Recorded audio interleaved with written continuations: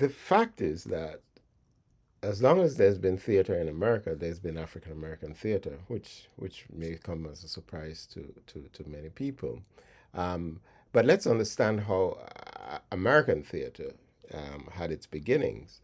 American theater had its beginnings rarely by American theaters doing plays, but in fact, during the colonial period, during the movement of immigrants to America from the Europe, especially, and even during the period where slavery was taking place, one of the things that began to happen in the colonial period was that art and culture and education were imported. The idea was that we bring them in from the European base, because of course this is where these these um, these cultural things were honed and developed.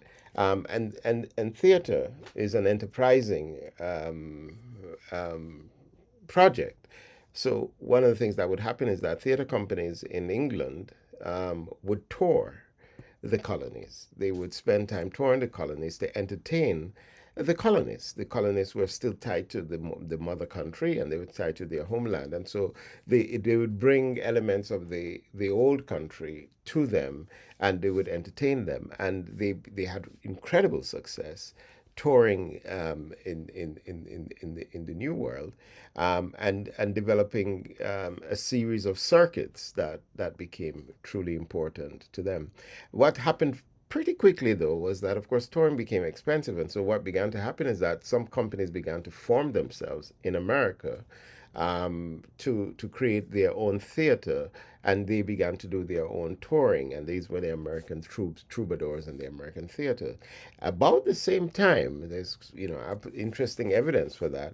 Many free blacks in parts of the northern states of America became also interested in the idea of creating entertainment and education for African Americans. And they too started to develop their own small theater companies that would tour and that would take their shows around. And these troupes were called the Ethiopian Players, the Dark Players, and so on. And this was in the late 1700s and early 18th century, 1800s. And these theater troupes, but were focused almost exclusively on entertaining African Americans, because of the growing extent of segregation and so on. This would operate and would drive a great deal of what we call theater in the African American community as theater for African Americans by African Americans well into the 20th century.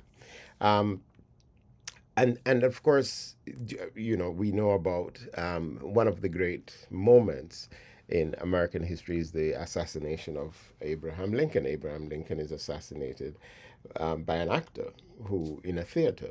Um, Booth was an actor. His family were part of troops of actors, and part of what gave him access to know what to do and how to escape after shooting the president was his knowledge of the theater and the knowledge of the people in the theater of him, and so that the theaters, which were white theaters for white audiences, were segregated, and there were black theaters for black audiences. By the time we get to the 20th century and the emergence of a new kind of theater that was forming first of all, at Broadway, which was a money making venture, in a place called Tin Pan Alley, and eventually what we now call Broadway, what we begin to see is also the formation of regional theaters in places like Chicago, Philadelphia, and in some parts of the South. And these regional theaters would work their way towards doing staging of their shows eventually on Broadway, in New York. But of course, this idea also operated among the black community, and there was black theater, black burlesque theater. There was cabarets and all kinds of other forms of theater expression, comedy troupes by black artists that toured, and that toured the South and that toured the West. And so this is where we get the term the Chitlin circuit. The Chitlin circuit was a circuit that that took place from the late 1800s and has continued to, where African American troops, actors, singers, and musicians would tour these churches or community centers that African Americans were able to use, and they would perform these plays and so on. I think so. It's interesting because some of the early plays that represented African American experience were written by white actors, right playwrights.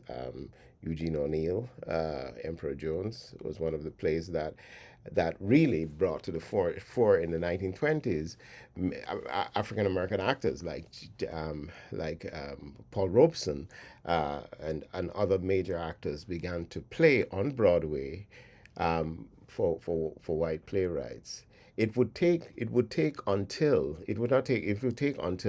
Lauren Hansberry's play Raisin in the Sun in the mid 1950s that a black playwright would have their play staged on Broadway. And of course, this was an all black cast, and this all black cast told the story. African Americans, therefore, had a tradition of theater, and many of those traditions were grown out of a Western tradition of the plays and so on. And so, what we see in the African American plays that we're looking at and that we're talking about is part of the Western tradition. But within the African American Western tradition, there is also the influx of the African American traditions of troubadours, storytellers, and so on and so forth, which are part of the African tradition and which were carried over into the contemporary space. So this is the framework that is worth thinking about when we start looking more carefully at the work of a writer like Lorraine Hansberry and her play A Raisin in the Sun.